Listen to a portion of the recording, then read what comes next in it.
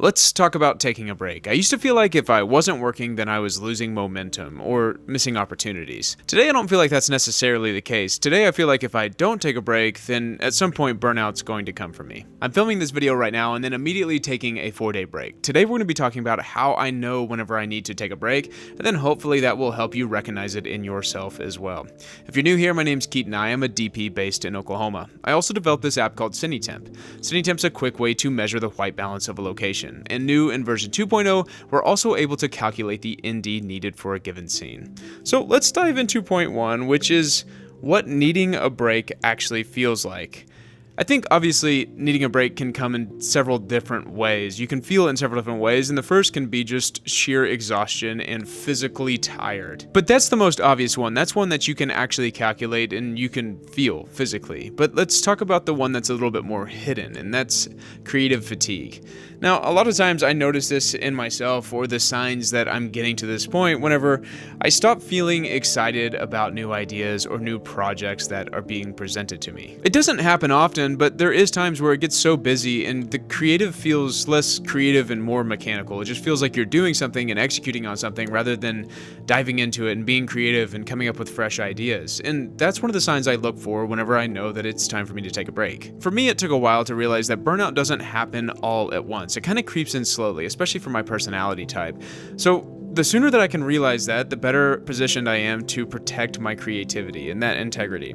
Now let's move on to how you practically know whenever you're going to experience some burnout, and so you can preliminarily plan ahead. I genuinely love spending time with my family and friends, and that's one of my main priorities. So anytime that I see in my calendar that there's going to be a really busy season coming up, I do my best to start scheduling in downtime, time that I can spend with them, because anytime that family and friend time feels overly extended, like if I'm on a shoot and I have to come home and work even more, a lot of the times that's where this burnout starts to creep in and you start to lose the love of the creativity. Now, I've been in the industry long enough. I realize that there's waves. Like, work always comes in waves. It comes high and then it comes low, and then it comes high and comes low.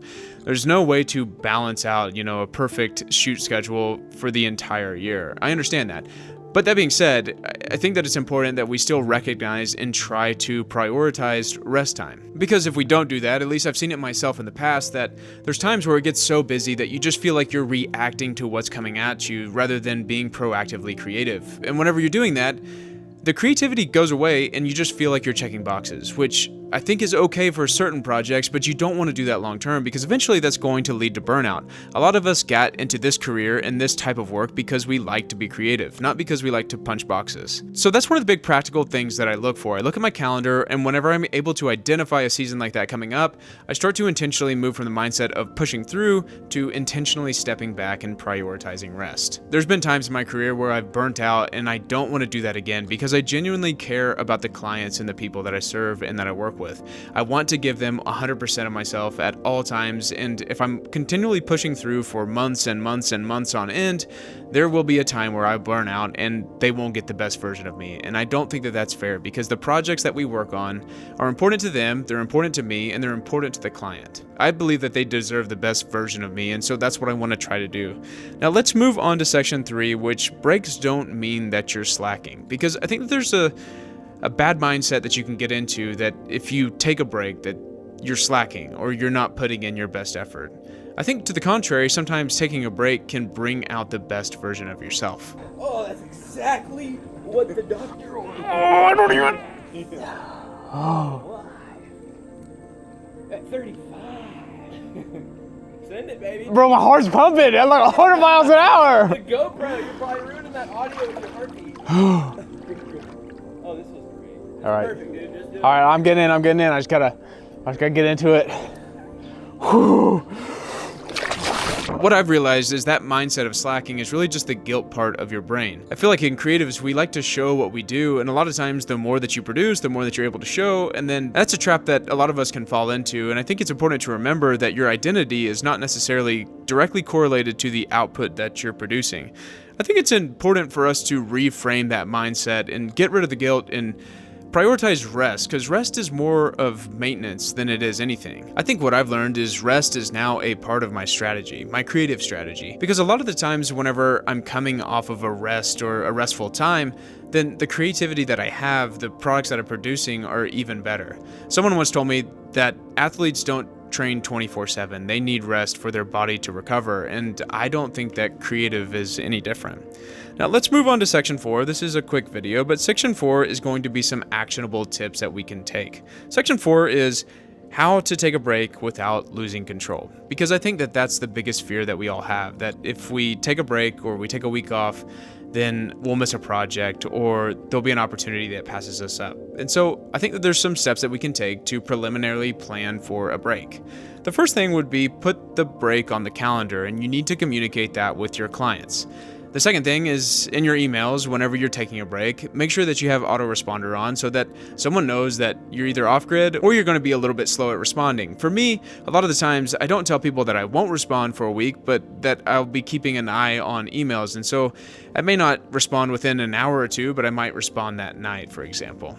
And then in this planning, I think there's two different ways that you can go. Some people, for some personalities, like to cram everything in right before you take a rest. So you work really hard and then you get to take your rest. And then some people like to slowly wind down their work and then take their rest and then slowly wind it back up.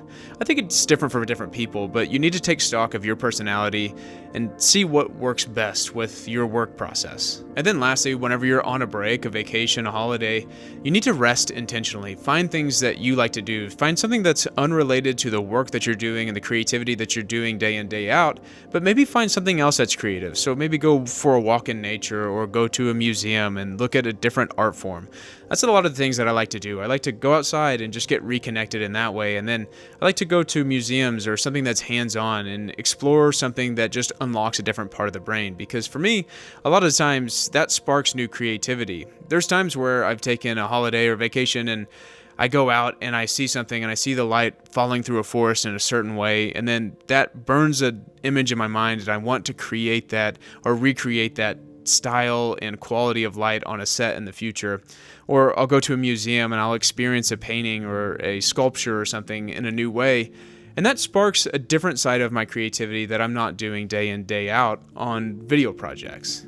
And then I think the last big note is no one should ever have to feel like they have to earn this rest. You don't have to have this big wave of work and this really high output to deserve a time of rest. Sometimes you can just take a rest as maintenance so that you can keep showing up and doing the creative and the jobs that people are counting on you to do.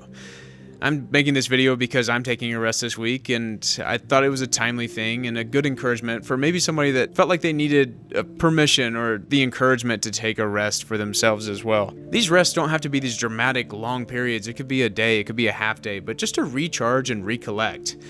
My name's Keaton. I'm sharing my journey and what I've learned along the way. If you enjoyed this video and want to continue growing together, consider subscribing. This is just the beginning of the conversation.